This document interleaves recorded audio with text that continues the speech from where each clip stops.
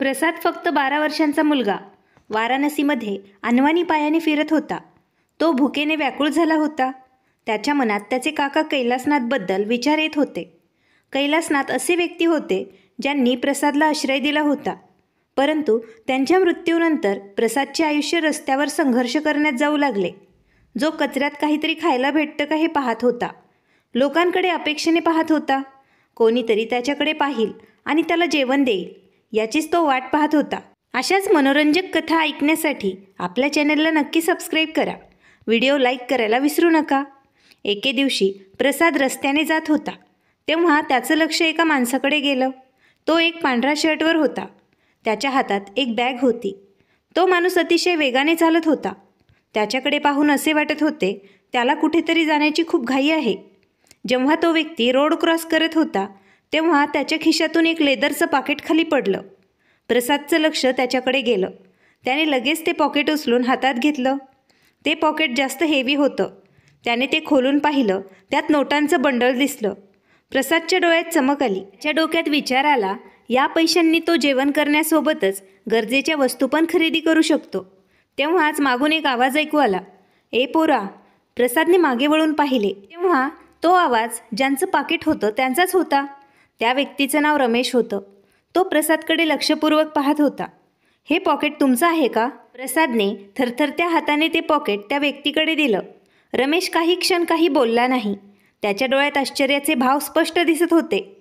हो, हे माझं पॉकेट आहे. पण तू हे घेऊन पळून जाऊ शकला असतास. तू असं का नाही केलंस? प्रसाद काही वेळ शांत बसला. नंतर शांत स्वरात म्हणाला, माझे काका म्हणत होते आपला प्रामाणिकपणा आपली सर्वात मोठी संपत्ती आहे. आपल्याकडे काही असो अथवा नसो. रमेश हे ऐकून हसला. त्याचं लक्ष प्रसादकडेच होतं. असे वाटत होते रमेश प्रसादच्या प्रत्येक हालचालींवर लक्ष ठेवत होता. नंतर त्या व्यक्तीने ते पॉकेट घेतलं आणि म्हणाला, माझ्यासोबत चल. आपण चालत चालत बोलूया. तू काही खाल्ले नसणार ना? आपण काहीतरी खाऊन घेऊ. प्रसाद थोडा घाबरत त्याच्या मागे चालू लागला. रमेश प्रसादला एका कॅफेमध्ये घेऊन गेला. कित्येक महिन्यांनी प्रसादने आज पोटभर जेवण केलं होतं. जेवण करत असताना रमेशने त्याला त्याच्याबद्दल विचारलं, तू इथे एकटा का फिरत आहेस? तुझ्या कुटुंबातील लोक कुठे आहेत? प्रसादने दीर्घ श्वास घेत त्याची गोष्ट सांगायला सुरुवात केली. त्याने त्याची आई सरलाबद्दल सांगितलं, ज्या ते लहान असतानाच हे जग सोडून गेल्या होत्या. त्यानं त्याचे काका कैलासनाथसोबत घालवलेले सोनेरी क्षण त्यांना सांगायला सुरुवात केली. प्रसादला वाटत होतं त्याचे काका या जगातील सर्वात चांगले व्यक्ती आहेत, जे त्याला कधीच आईची कमतरता होऊ देणार नाहीत. काही दिवसानंतर त्याच्या काकांचा रोड अपघातात निधन झालं होतं. तेव्हा तो रस्त्यावर आला. आता प्रसादचं आयुष्य 2 वेळचं जेवण शोधण्यात जाऊ लागलं. रमेश त्याचं बोलणं खूप लक्षपूर्वक ऐकत होता. त्याचं लक्ष प्रसादच्या हावभाव, त्याचा आवाज जाणून घेण्याचा प्रयत्न करत होते. त्याचं मन त्याला त्या मुलाकडे खेचत होतं. तुझ्यात खूप जिज्ञासा आणि प्रामाणिकपणा आहे, रमेश म्हणाला. हल्ली लोकांमध्ये हे गुण एकत्र पाहायला कमी मिळतात. मला नाही माहीत, पण मला वाटत आहे आपली भेट असंच झालेली नाही. प्रसादने रमेशकडे पाहिले. त्याच्या डोळ्यात खूप जास्त प्रश्न दिसत होते. रमेश अजून जास्त काही बोलला नाही, पण त्याच्या बोलण्यात असे काही होते त्यामुळे प्रसादच्या मनात प्रेरणा निर्माण झाली होती. रमेशने स्मितहास्य करत त्याच्या हातातील वॉच पाहिली. तो म्हणाला, चल आता इथून निघूया आपण. तुला काहीतरी दाखवायचं आहे. प्रसाद त्याच्या मागे चालत होता, पण त्याच्या मनात कित्येक प्रश्न निर्माण झाले होते. रमेश खरोखर प्रसादची मदत करेल का? का हा एक निव्वळ योगायोग होता?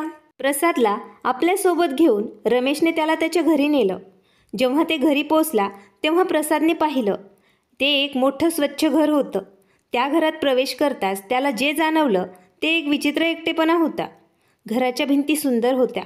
घरातील फर्निचर व्यवस्थित होतं, पण त्या घरात जिवंतपणा दिसत नव्हता. प्रसाद, जो आत्तापर्यंत सर्व काही शांतपणे पाहत होता, तो आता बोलला, तुम्ही इथे एकटे राहतात का? रमेश थोडा वेळ शांत बसला. नंतर त्याने दीर्घश्वास घेत सांगितलं, हो, माझी पत्नी सोनिया काही वर्षांपूर्वी हे जग सोडून गेली. आम्ही मुलांसाठी प्रयत्न केले होते, परंतु आमचं कुटुंब पूर्ण झालं नाही. ती गेल्यापासून माझं आयुष्य ठप्प झालं आहे, शांत आणि रिकामं. हे ऐकून प्रसादने रमेशकडे पाहिलं. त्याची मुलांसारखी उत्सुकता आता सहानुभूतीमध्ये बदलली होती. तो म्हणाला, एकटेपणाचं दुःख काय असतं मला चांगलंच माहीत आहे. प्रसादने हळू आवाजात विचारलं, काका, तुम्हाला असं वाटतं का त्या तुम्हाला पाहत आहेत? रमेश चकित होऊन प्रसादकडे पाहू लागला. हा प्रश्न त्याच्या अपेक्षेच्या पलीकडे होता. तो विचारात पडला. काही वेळानंतर तो डोकं हो मध्ये हलवत म्हणाला, कदाचित कधी कधी वाटतं ती अजूनही इथेच आहे, मला मार्ग दाखवत आहे. दोघांमध्ये काही वेळा सहज शांतता होती. ही शांतता विचित्र वाटत होती. असं वाटत होतं दोन अनोळखी व्यक्ती एकमेकांचं दुःख समजून घेत आहेत. काही वेळाने रमेशने प्रसादला विचारलं, प्रसाद, तुला तुझ्या आईकडे जाण्याची इच्छा होते का?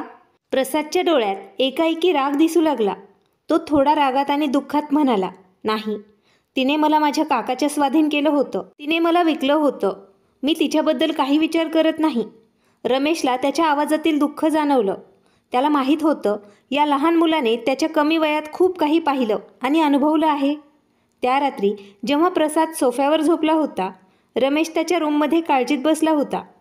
त्याच्या मनात प्रसादचे बोलणेच घुमत होते. तो विचार करत होता त्याची आणि त्या मुलाची भेट अचानक कशी झाली.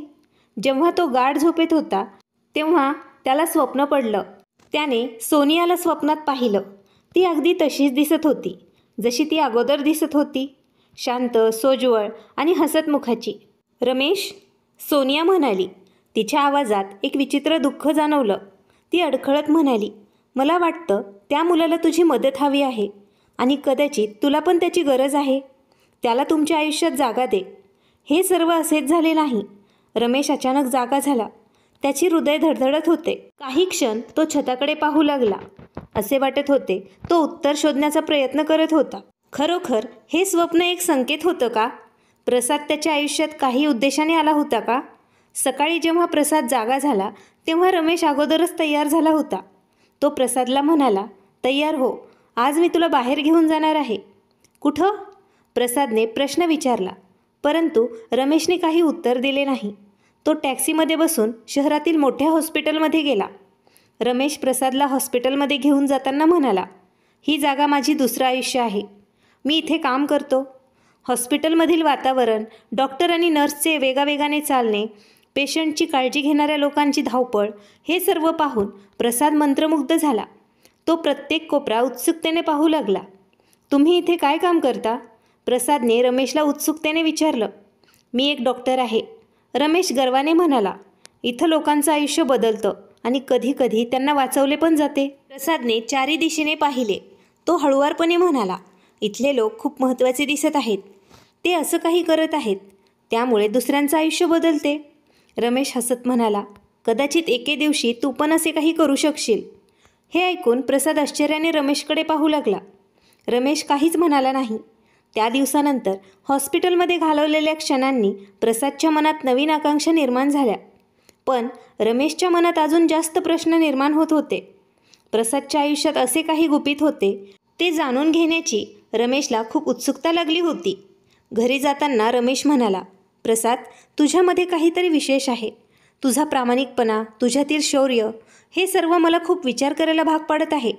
परंतु मला तुझ्याबद्दल अजून जास्त जाणून घ्यायचं आहे. तुझे काका कैलासनाथ व्यतिरिक्त अजून तुला कोण आठवते का? प्रसाद काही क्षण शांत बसला. नंतर तो खाली पाहत म्हणाला, नाही, फक्त तेच होते. तेच माझे सर्व काही होते. रमेशने त्याच्या बोलण्यातील दुःख समजून घेतले. त्याने आता ठरवले होते प्रसादची तो नक्कीच मदत करेल. पण हा प्रवास सोपा नव्हता. रमेश आणि प्रसादचं नातं काही दिवसात खूप घट्ट झालं.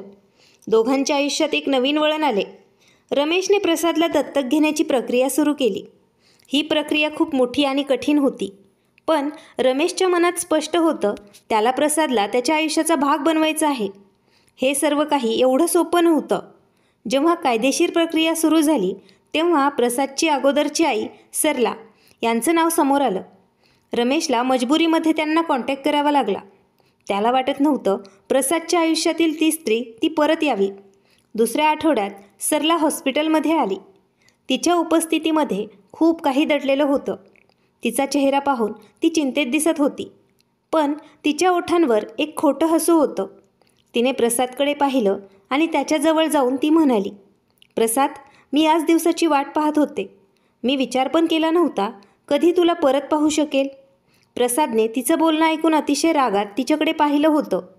त्याने तिचा हात झटकून तो म्हणाला, वाट पाहिलीस तू? तू तर मला विकले होतेस ना? जसं काय मी वस्तू आहे. तुला माझी काही काळजी नव्हती. सरलाने एक क्षण खाली पाहिले. तिच्या डोळ्यात अश्रू आले. सरला म्हणाली, मला माहीत आहे मी खूप चुका केल्या आहेत, पण मला अजून एक संधी हवी आहे. मला माझ्या चुका सुधारायच्या आहेत. मला तुझ्याकडे परत यायचं आहे. रमेश, जो आत्तापर्यंत खूप शांत होता, तो मध्येच बोलला. त्याच्या आवाजात दुःख होतं. सरला, तू तुझ्या मुलाला सोडलं.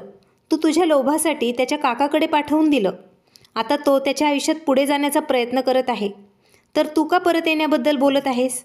सरला अडखळत म्हणाली, मी खूप चुका केल्या आहेत, पण त्यावेळी माझ्याकडे काहीच पर्याय नव्हता.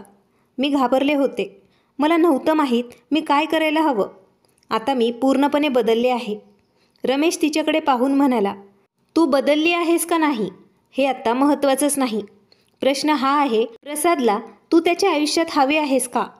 प्रसादने त्याच्या आईकडे पाहिलं. त्याच्या मनात भावनेचं वादळ निर्माण झालं होतं. राग, दुःख आणि कुठे ना कुठे मनातील दया. प्रसाद त्याच्या भावना नियंत्रित करत म्हणाला, मी तुला माफ करतो, पण मला तू माझ्या आयुष्यात परत नकोय. माझ्याजवळ आता सर्व काही आहे ज्याची मला गरज आहे. मला तुझी आता काही गरज नाही. सरलाच्या डोळ्यातून अश्रू वाहू लागले. तिने प्रसादला शेवटचं पाहिलं आणि काहीच न बोलता ती निघून गेली. सरला गेल्यानंतर रमेशने प्रसादला मिठी मारली. मी जेवढं समजलं त्यापेक्षा जास्त तू मजबूत आहेस. तुला माहीत आहे तुझ्यासाठी काय योग्य आणि काय अयोग्य आहे. ही खूप मोठी गोष्ट आहे. त्या रात्री रमेशने त्याच्या मनात सोनियाचं बोलणं आठवलं. तो मनात म्हणाला, तू खरंच म्हणाली होतीस सोनिया, या मुलाला माझी गरज आहे. खरं सांगायचं तर मला पण याची गरज आहे. काही महिन्यानंतर प्रसादला दत्तक घेण्याची प्रोसिजर पूर्ण झाली. ही फक्त कागदोपत्री प्रोसिजर नव्हती. प्रसाद आता कायदेशीररित्या रमेशचा मुलगा झाला होता. ही अशा नात्याची सुरुवात होती जी विश्वास आणि प्रेमाने सुरू झाली होती. रमेश आणि प्रसादने एकत्र आयुष्य जगायला सुरुवात केली. प्रसादने हळूहळू त्याचा भूतकाळ विसरण्याचा प्रयत्न केला. सरलाची सावली त्याच्या आयुष्यातून पूर्णपणे निघून गेली. रमेशने त्याची पत्नी सोनियाला केलेलं प्रॉमिस पूर्ण केलं. त्याने प्रसादला ते आयुष्य दिलं जे आयुष्य तो अगोदरपासून डिझर्व करत होता. प्रेम, कुटुंब आणि सन्मान. प्रसादने पण त्याच्यात नवीन ध्येय ठेवलं. त्याने हॉस्पिटलच्या वातावरणावर इम्प्रेस होऊन त्याच्या आयुष्यात ध्येय साध्य करायला सुरुवात केली. आता तो फक्त त्याचं आयुष्य जगत नव्हता, तर दुसऱ्यांच्या आयुष्यातही प्रकाश आणण्याचा प्रयत्न करत होता. मित्रांनो, तुम्हाला ही कथा ऐकून जर काही शिकायला मिळालं असेल तर आमच्या चॅनलला सबस्क्राईब करायला विसरू नका. धन्यवाद.